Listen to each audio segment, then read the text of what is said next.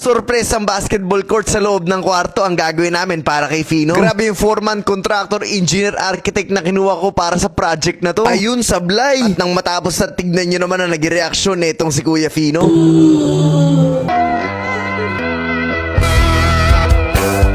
Hindi naman halatang effective yung surprise namin, no? Okay, so isang umaga guys, aalis kami at napakaganda naman ng asawa ko. Parang nung mga bata pa kami, tapos, teka lang, hindi to tungkol sa kanya. Bakit? Ano ba sinasabi ko dito? Ito na lang guys, para mas maganda sa mga hindi pa nakaka-order ng Toy Story Collection, ay pwede kayo humabol. I-click nyo lang yung link sa comment section at makaka-order na kayo. At sa pagbili mo nito ay makakatulong ka ng malaki dahil lahat ng kinikita nito ay ginagamit namin para sa mga misyon. Kaya click the link and get your Toy Story Collection now. So bago po natin ituloy ito ay meron po muna akong gustong i-share sa inyo. Sabi sa Romans 12 verse 14, idalangin nyo sa Diyos na pagpalain ng mga taong umuusig sa inyo.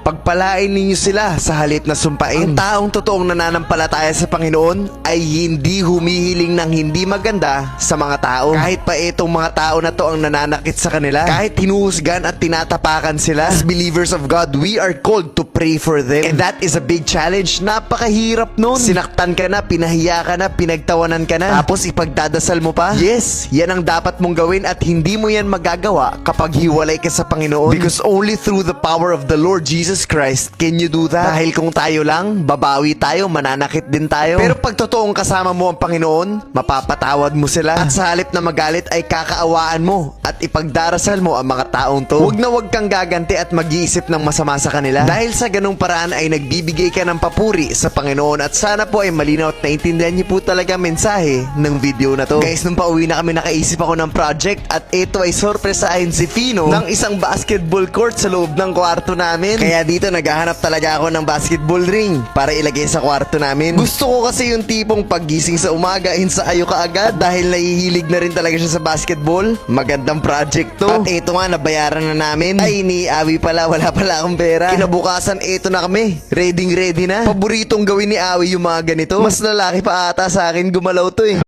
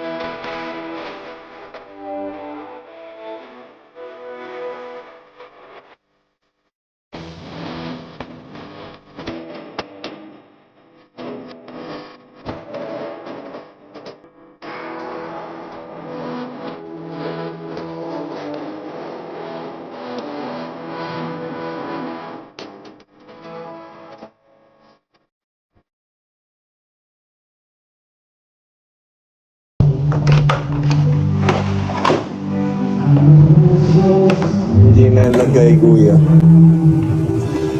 Kasi ang hirap eh.